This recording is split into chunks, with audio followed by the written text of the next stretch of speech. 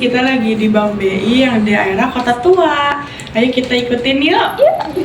Di sini kita sudah memasuki ke ruangan bumbu dapur dan ini ada contohnya patung yang sedang mengangkat cangkeh-cangkeh yang telah panen. Nah, jadi di sini ada penjelasan bumbu dapur. Di sini ada cengkeh. Cengkeh digunakan dalam Ayurveda yang disebut lavang di India, pengobatan tradisional Cina, pengobatan herbal barat, dan kedokteran gigi, di mana minyak esensialnya digunakan sebagai analgesik atau penghilang rasa sakit untuk keadaan darurat gigi.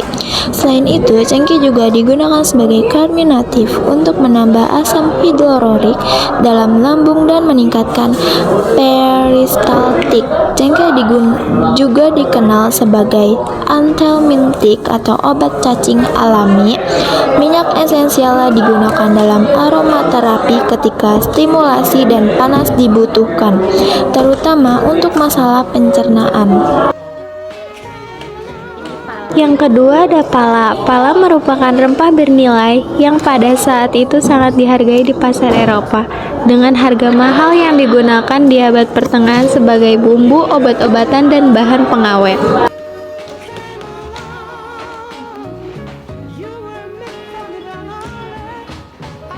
Kayu manis digunakan untuk merujuk pada kayu manis Ceylon.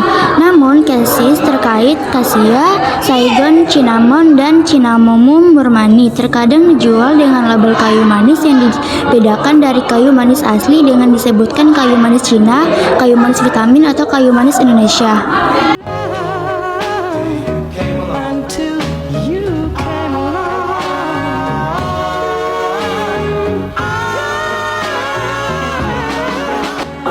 Harga rempah-rempah menjadi mahal dalam sejarah karena beberapa faktor seperti monopoli perdagangan yang tingginya permintaan, biaya transportasi yang mahal, dan nilai prestise yang melekat pada rempah-rempah.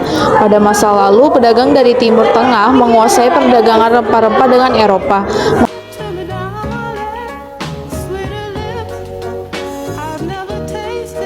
Dengan demikian, pendirian Bank Indonesia merupakan tonggak penting dalam sejarah ekonomi Indonesia, menandai peralihan dari bank sentra era kolonial menuju bank sentra yang berdaulat dan memiliki peran strategis dalam menjaga stabilitas ekonomi nasional.